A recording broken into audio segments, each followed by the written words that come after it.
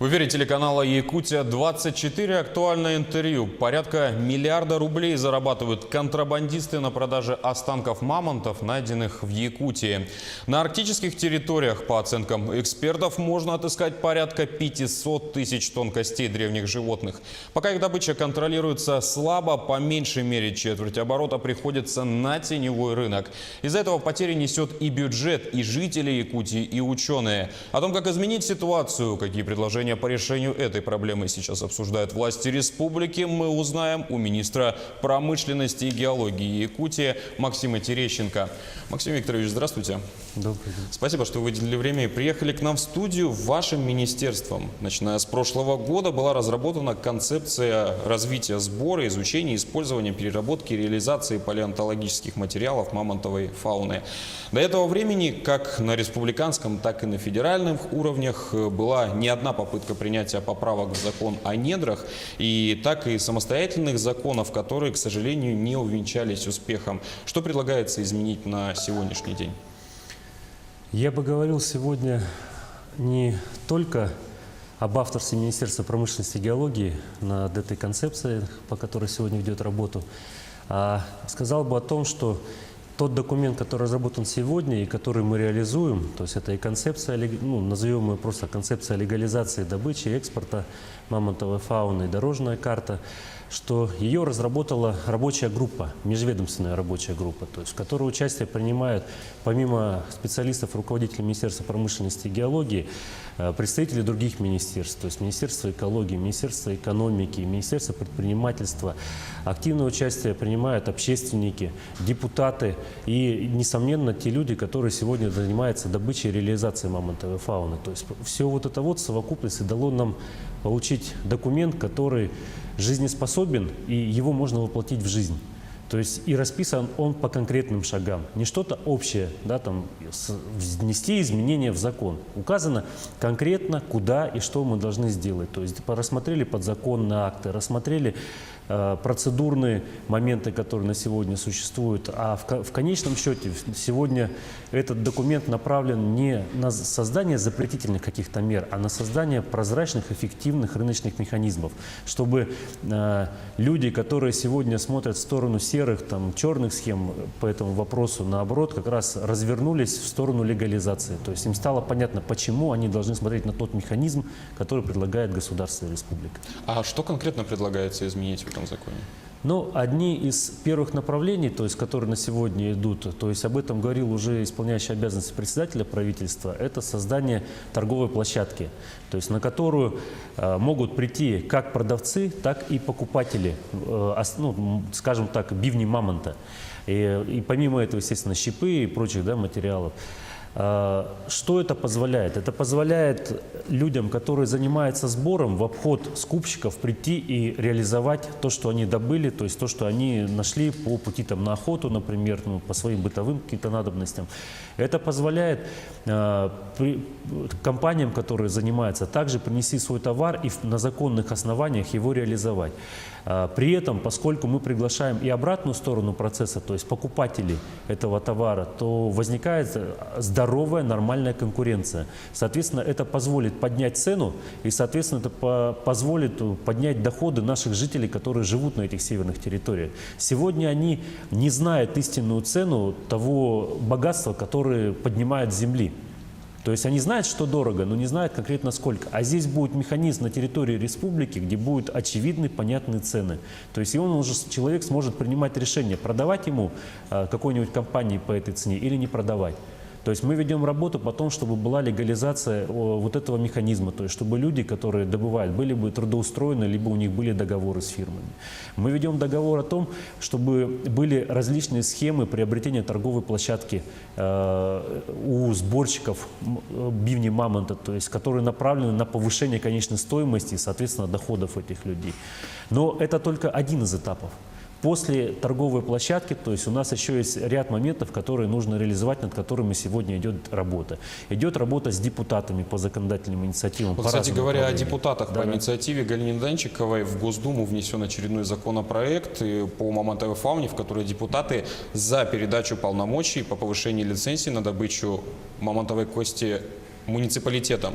И на ваш взгляд, в этом есть ли шансы вот для принятия этого законопроекта и как это изменит лицензирование данной Я деятельности? скажу так, шансы есть всегда, нужно пытаться, а вот Галина Иннокентьевна тот человек, который не только пытается, но и делает. То есть она действительно, вот даже один из последних примеров, то есть она была инициатором приезда сюда председателя комитета Государственной Думы Николаева, то есть который поддерживает этот проект закона, который поддержал создание торговой площадки, он обратил на это внимание. Поэтому сегодня, не так давно, мы вместе с исполняющим обязанностями председателя Солодовым, вместе с Данчиковой, то есть посещали Роснедра, руководителя Роснедра Киселева, да, то есть с которым проводили обсуждение данного проекта закона.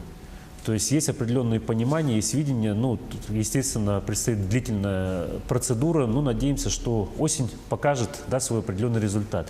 Нужен контроль на республиканском, в том числе, уровне этого процесса, потому что люди, которые занимаются, либо незаконно нарушают законы, да, то есть они должны понимать, что есть контроль государства. Вот я надеюсь, что этот закон в какой-либо его версии будет принят, да, и мы получим действенный механизм.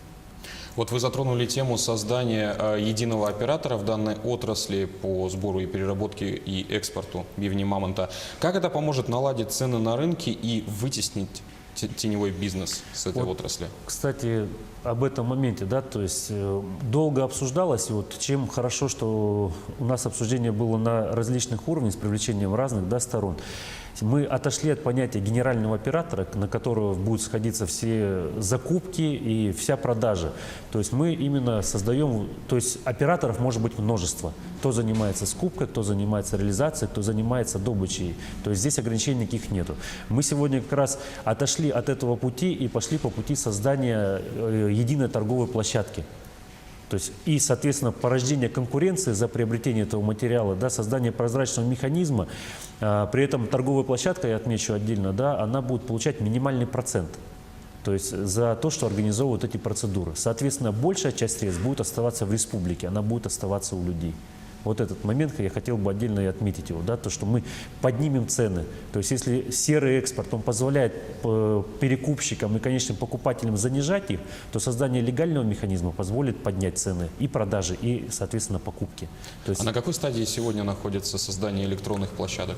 Буквально на этой-следующей неделе состоится уже совет директоров компании, то есть общество с ограниченной ответственностью уже создано, то есть идет работа. И мы надеемся, то есть, да не то, что надеемся, стоит такая задача, которую мы поставили, да, перед собой, то есть, что в сентябре уже состоятся первые торги. А кто будет в них участвовать уже? Есть ли перечень организаций, которые будут приглашены на них? Вот сегодня есть организации, которые являются основными игроками на рынке, то есть они входят в том числе в состав соучредителей этой организации, то есть, соответственно, для обеспечения площадки лотами, соответственно, мамонтовой фауной.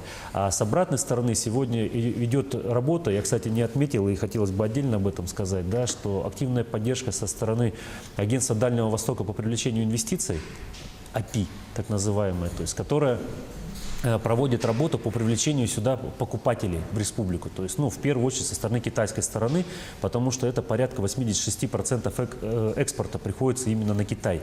То есть, и идут переговоры как с северными компаниями, там с юга и с юга Китая, для того, чтобы они пришли на нашу торговую площадку. То есть наша задача сейчас, мы идем интенсивными темпами, чтобы в том числе обеспечить конкурентность. А это как раз привлечение и покупателей, различных покупателей.